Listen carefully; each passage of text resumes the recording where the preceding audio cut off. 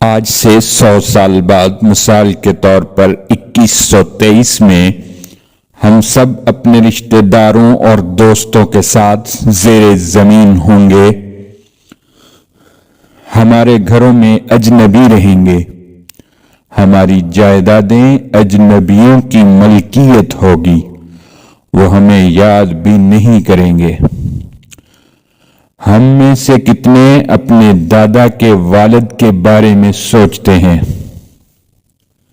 ہم اپنی نسلوں کی یاد میں تاریخ کا حصہ بن جائیں گے، لوگ ہمارے نام اور شکلیں بھول جائیں گے۔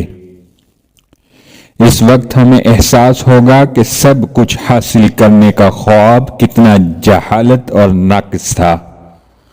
ہم ایک اور زندگی مانگیں گے کہ اسے صرف نیک اعمال میں گزاریں، لیکن بہت دیر ہو چکی ہوگی۔ ہمارے پاس اب بھی وقت ہے، نیک اعمال کریں اس سے پہلے کہ بہت دیر ہو جائے۔